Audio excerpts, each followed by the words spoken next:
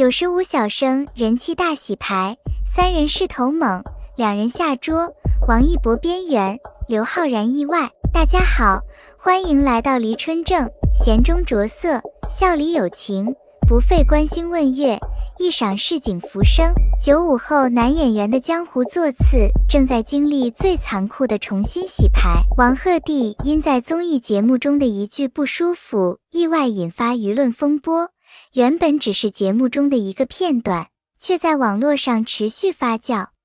许多网友翻出他过往在节目中的表现进行对比，认为他对待不同嘉宾和不同场合时展现出了截然不同的态度，因此双标的质疑声越来越大。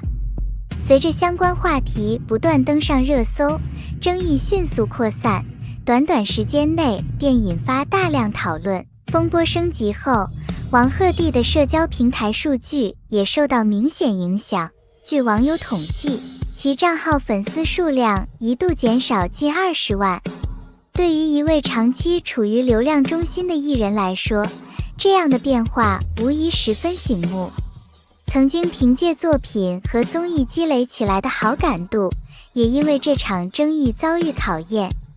不少网友感叹，在如今的网络环境下，一句话、一个细节都有可能被无限放大。昔日顶流光环之下，公众人物的一举一动都难逃大众审视。而王鹤棣此次因一句不舒服陷入双标争议，也让其口碑在短时间内遭遇不小冲击。吴磊已经连续2年没有新作品播出，虽然偶尔出现在活动和品牌宣传中，但缺少作品加持，难免让他的存在感被迅速稀释。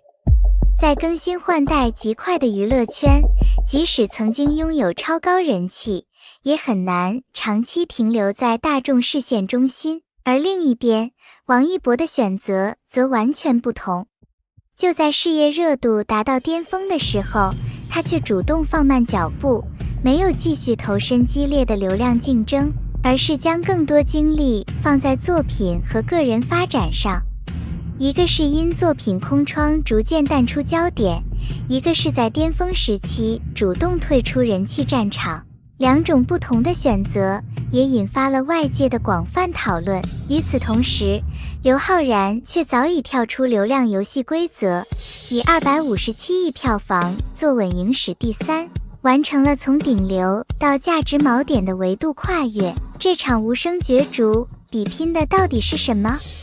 究竟谁能在时间的考验中留下真正的作品厚度？从顶峰到裂痕的坠落轨迹，最具戏剧性的跌落，曾降临在凭借《苍兰诀》一飞冲天的王鹤棣身上。然而，将他从云端拽落的，并非对手的蓄意狙击，而是一场看似无足轻重的综艺风波。2026年5月，亲爱的客栈颁奖环节，王鹤棣因一个玩笑公开表达了不舒服。这本是一句可轻松接过的话语，却被网民迅速翻出其过往屡次开同类玩笑的双标铁证。他曾对他人说过更过分的玩笑，却从不在意，如今轮到自己却上纲上线。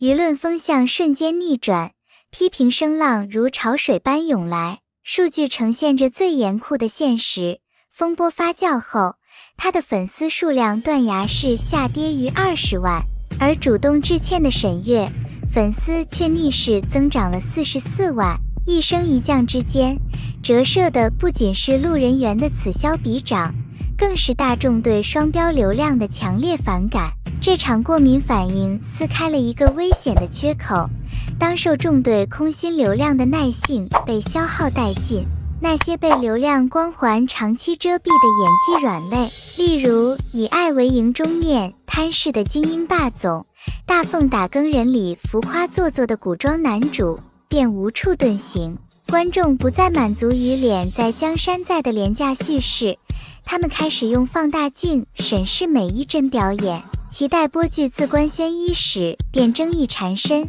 一次失言所点燃的信任危机，与始终未能夯实的业务根基形成共振，使得这位昔日顶流的口碑地基出现了难以弥合的深刻裂纹。那些曾经为他冲锋陷阵的粉丝，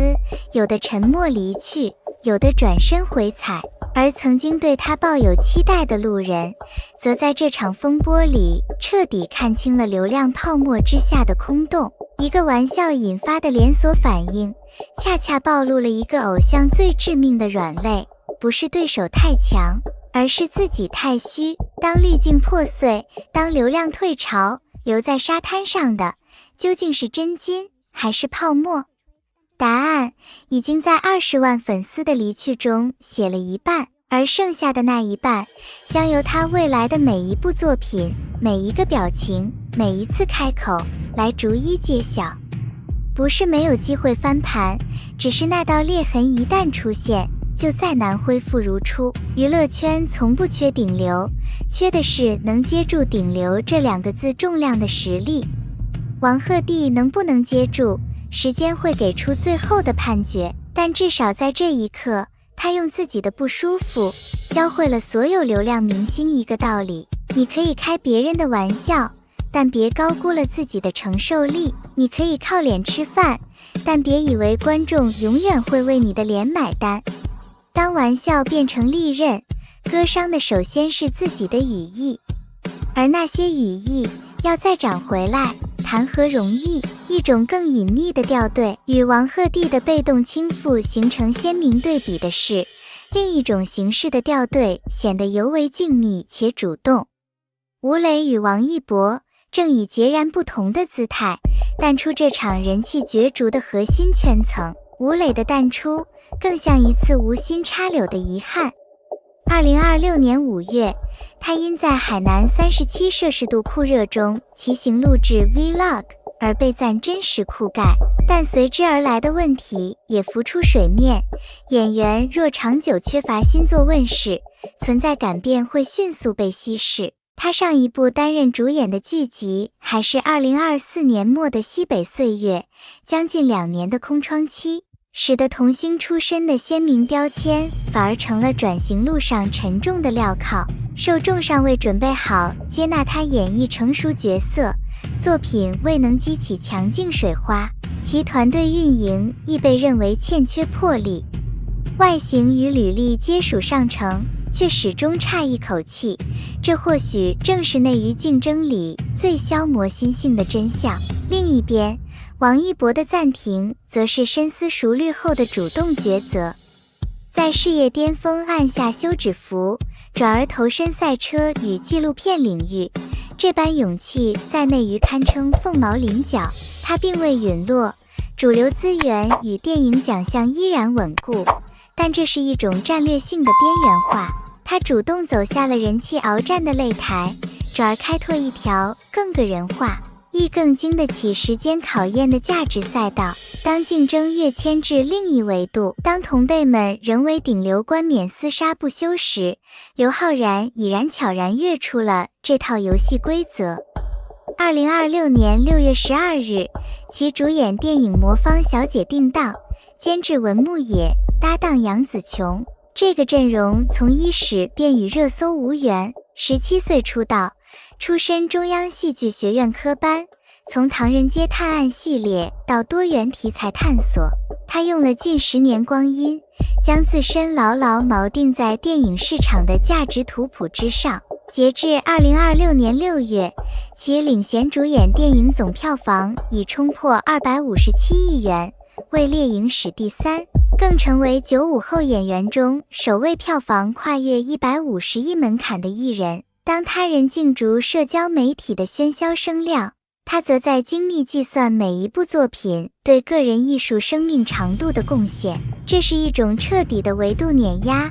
当竞争标的从谁更炙手可热升为至谁更值得被长久铭记，流量博弈的旧有法则便已然失效。这场95后男演员的重新排位，表象是人气潮汐的涨落喧嚣，内核却是市场对演员价值标尺的彻底校准。王鹤棣的跌宕警示着所有入场者，观众缘宛如金瓷，一次失手便可能遍布戏文。吴磊与王一博的轨迹则揭示了存在感与热度之间微妙的辩证关系，主动或被动的后撤，或许能换取喘息之机，亦可能被时代的浪花迅速遗忘。而刘昊然的路径则提供了另一种叙事蓝本，当流量的潮水退去，唯有作品的厚度才是抵御时间冲刷的真正铠甲。内娱正步入一个愈发理性的周期，较量的重心不再是某一刻的爆破能量，而是能否持续、稳定且高品质地提供审美价值。喧嚣终将散场，能长久驻留在舞台中央的，永远是那些将职业视为志业，将观众引为知音的跋涉者。回头再看这场95后小生的人气洗牌，输赢或许并不像热搜榜单呈现的那么简单。有人因为争议失去口碑，有人因为作品空窗逐渐淡出视线，也有人在最红的时候主动放慢脚步。而真正令人意外的是，那些曾经被认为最具流量优势的人，未必能笑到最后，反而是愿意沉下心打磨作品的人，正在悄悄拉开差距。娱乐圈从来不缺一夜爆红的故事，但能够穿越周期、经受时间考验的演员却寥寥无几。热度会过去，流量会更迭，榜单也会不断刷新，唯有作品和实力才是演员立足行业最稳固的底气。或许几年之后，当人们再次回顾这一代95后男演员时，记住的不会是谁上过多少次热搜，也不会是谁拥有过多少粉丝，而是谁真正留下了能够被观众反复提起的角色和作品。那么，对于这场95后男演员的人气大洗牌，大家怎么看？你认为谁的发展最让人意外？谁又最有机会走到最后？欢迎在评论区留下你的观点，一起聊聊。如果喜欢本期内容，别忘了点赞、关注黎春正，感谢大家的支持，我们下期再见。